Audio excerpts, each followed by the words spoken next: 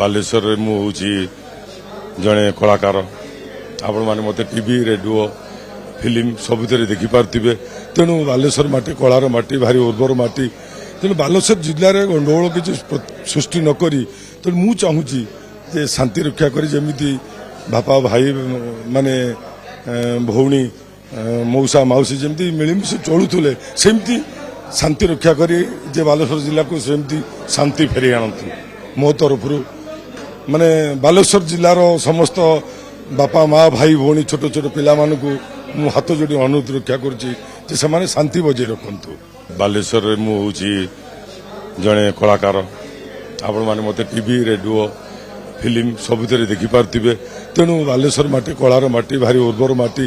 ତେଣୁ ବାଲେଶ୍ୱର ଜିଲ୍ଲାରେ ଗଣ୍ଡଗୋଳ କିଛି ସୃଷ୍ଟି ନ କରି ତେଣୁ ମୁଁ ଚାହୁଁଛି ଯେ ଶାନ୍ତି ରକ୍ଷା କରି ଯେମିତି ବାପା ଭାଇ ମାନେ ଭଉଣୀ ମଉସା ମାଉସୀ ଯେମିତି ମିଳିମିଶି ଚଳୁଥିଲେ ସେମିତି ଶାନ୍ତି ରକ୍ଷା କରି ଯେ ବାଲେଶ୍ୱର ଜିଲ୍ଲାକୁ ସେମିତି ଶାନ୍ତି ଫେରାଇ ଆଣନ୍ତୁ।